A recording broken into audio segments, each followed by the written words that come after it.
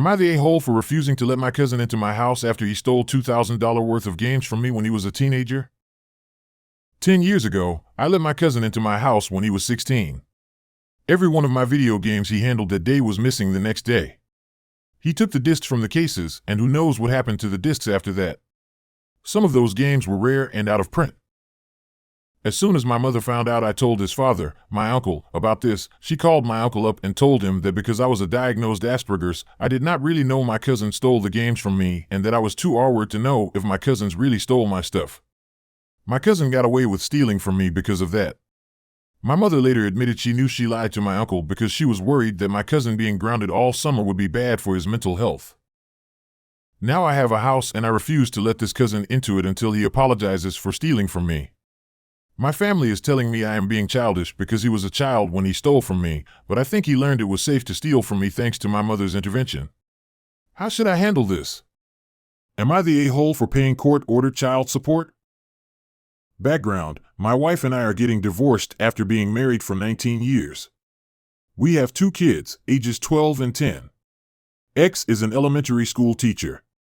The split has been very amicable, nobody cheated, and there was very little drama in general. We've just grown apart and neither of us feels like we are in love anymore. After 4 years of struggling, we decided it was time to end it.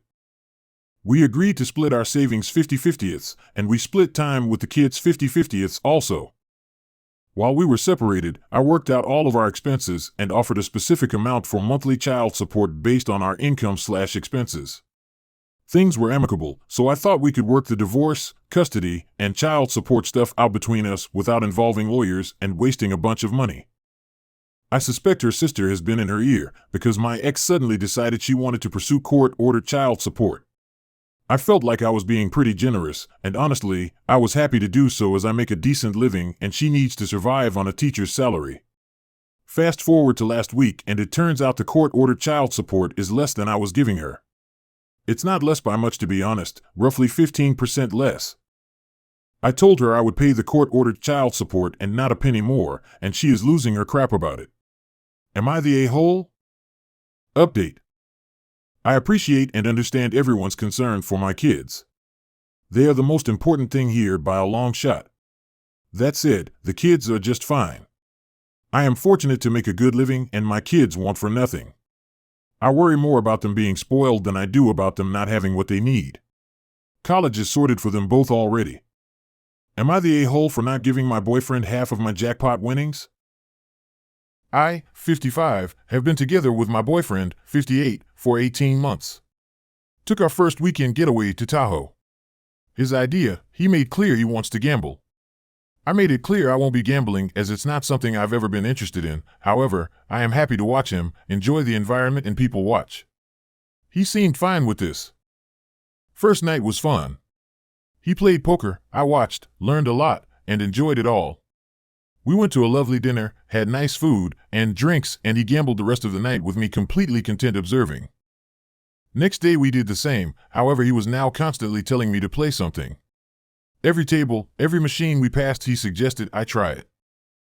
I declined, telling him I'm good, it's not my interest to do. I encouraged him to do and play whatever he wants. This just went on and on. He took me into this high roller slots area and told me sit down at this machine. He then put in a $100 bill and said, play this, I'll be over there, and walked away to another slot. I started to play it, it immediately was winning. I just kept playing, he noticed and came back over and he was so excited. I was up to $10,000 in winnings. He was going bonkers with excitement, I was just laughing. It seemed really weird, but it was fun to see him so happy. I played it for about 35 minutes, it was at $15,000, I said, I'm done and cashed out. We went to the cashier with my ticket and she gave me $15,000. It was crazy, all I thought was easy come easy go, and this is why people have gambling issues. I immediately gave him his $100 back. He said, WTF is this? I said, your money you put into the machine. He said, oh hell no, you owe me $7,000. I asked, how to figure that? Of course, he went on and on how if he didn't put me in that seat at that slot with the $100, I'd never have won anything. All I could say is, yeah, But that was also a gamble on your end. I could have just lost your $100. I did go ahead and pay the $1,800 hotel bill as well. So, we aren't together anymore, and I kept all my winnings. Am I the a-hole for not giving him half my winnings? Am I the a-hole for wanting to divorce my pregnant wife because she refused to abort our disabled baby? My 35M wife, 35F, and I found out that our baby would have Down syndrome. Apparently, the tests are more than 90% accurate or something. To say I was crushed is an understatement. My wife and I have been married 11 years. Even though I was ready to have kids at 24 and was willing to compromise by waiting 3 to 4 years, she insisted on waiting until we were 31 and she had gotten promoted to start trying to have them. We tried for 3 years before the miracle baby happened. Except it's not going to be some miracle. The baby's life was going to be a nightmare for itself as well as for their parents. Funny thing is I grew up Southern Baptist, born in Mississippi, and I am still very involved with the Southern Baptist community here in Nevada where my wife and I have lived for our entire marriage. Between the two of us, my wife is actually the one who was very much pro-choice.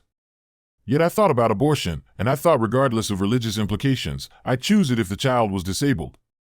When it would probably be bullied, need years of expensive medical care and other developmental assistance, and require that one or both parents sideline their careers to take care of them. After the diagnosis, my wife grieved, but then got out of bed and said the child would be loved, and we would make it work. She told me her plan to either go part-time or even take a much lower-paying job, to read all the books, find all the support groups and resources, get a therapist. This turned into a fight as I begged her to get an abortion. What made it worse is that my parents are devout Southern Baptists, but somehow think that disability is deserved and began avoiding us. My community would shun me if they knew I pushed abortion, yet I still made a rational decision. Yet my wife, who had said she understood why people aborted disabled babies, refused to do so. I begged for days on end, but she refused, instead throwing herself into support groups and doctor's visits. I couldn't take it anymore, so I moved out and we've been 2 households for 1.5 months. She kept begging me to be there for her, but I have communicated and she won't listen. Now the baby is coming, and I've accepted I'm a dad now. But I felt like my choice was robbed, and in doing that, she violated the sanctity of our marriage. It stopped being about me even a little bit. This was about her. Therefore, I've been seeing a lawyer and a therapist. However, the therapist even says that I could file for divorce, and maybe I should, but one day that child, disabled or not, will feel the impact of how their dad handled their condition. I wish all the best to both my wife and child. I will love the child, but my mental health needs me to love them from afar. I will pay child support, be there for holidays and birthdays, yell at school administration if they are being bullied. But I think I've made my decision about being unable to be in this marriage and under the same roof because my autonomy has been violated. Am I the a-hole? Am I the a-hole for telling my dad he doesn't get to talk about my period? I, 16F, have made it really awkward to be around my dad, 46M, and have probably ruined my relationship with him. I know I'm kind of young to be on Reddit, but I need help. I'm currently on my period and only use pads because tampons make me uncomfortable. In January, my family got a dog. I'm not really a fan of dogs, but I tolerate her. When I replace a pad, I wrap it up in toilet paper or wrap it in the wrapper of the new pad and seal it closed with the little tape still on the wrapper. This has never been a problem until we got a dog. She likes going into the bathroom and taking my used pads out of the trash and ripping them apart. For the last couple months, I've had to chase her around the house and clean up ripped apart pads, but it's never really bothered the rest of my family as long as I'm the one cleaning them up. Today, the dog got to a pad I had thrown away earlier this morning. I caught her and threw the pad back in the trash and closed the bathroom door so she couldn't get to the trash again. While I was in my bedroom, my dad confronted me about it. He told me that the dog kept getting my pads out of the trash and that it was a problem. I was confused and asked him what he wanted me to do about it since the only way to dispose of a pad is to throw it away. He told me that he wanted me to grow the frick up and start using tampons. I was horrified. I told him that I wasn't comfortable with tampons and that he didn't get to talk to me about my period. He asked why not. I was speechless and had no idea what to say and just started crying from the embarrassment and shock and shut my bedroom door. Both my mom and twin sister use tampons and flush them. I'm the only one in the house that currently uses pads. He thinks that flushing tampons down the toilet is normal and that I just need to grow up and start using tampons like my twin. My mom, 47F, is currently in Florida visiting family, but she was my last resort. I'll copy and paste the exact message I sent her. Tell Dad to stay in his own frickin' lane and leave me alone because he just told me I had to grow up and start using tampons so that the dog would stop eating my pads.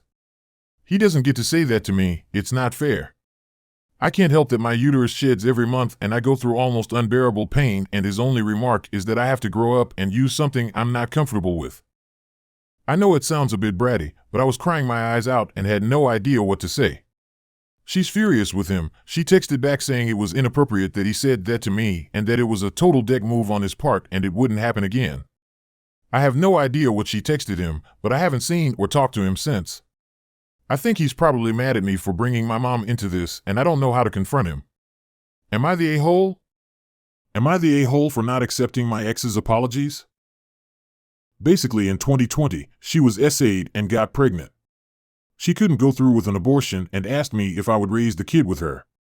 I said no, I couldn't, and after pleading with me didn't work, she said if I dared divorce her, she'd ruin my life for abandoning her. And she gave it a bloody good go. We're both 40, by the way.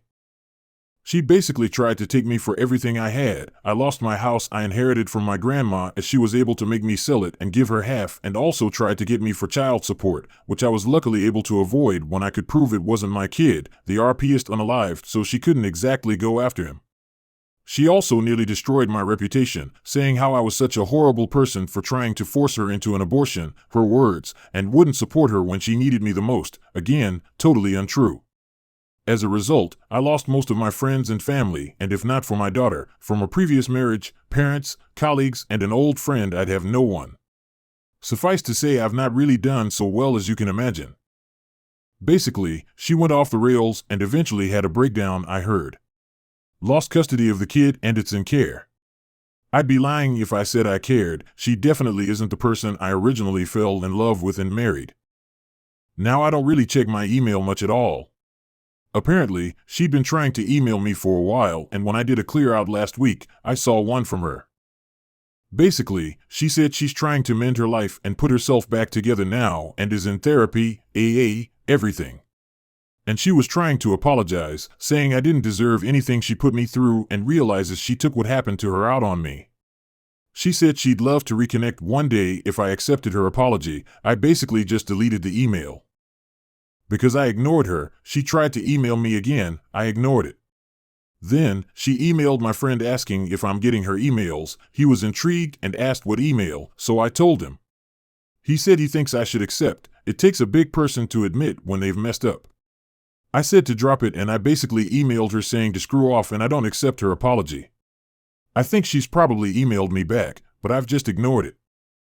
Apparently, my folks have also heard from her and said maybe I should just accept to shut her up. I don't think I should have to, but they've got me thinking. Am I the a-hole?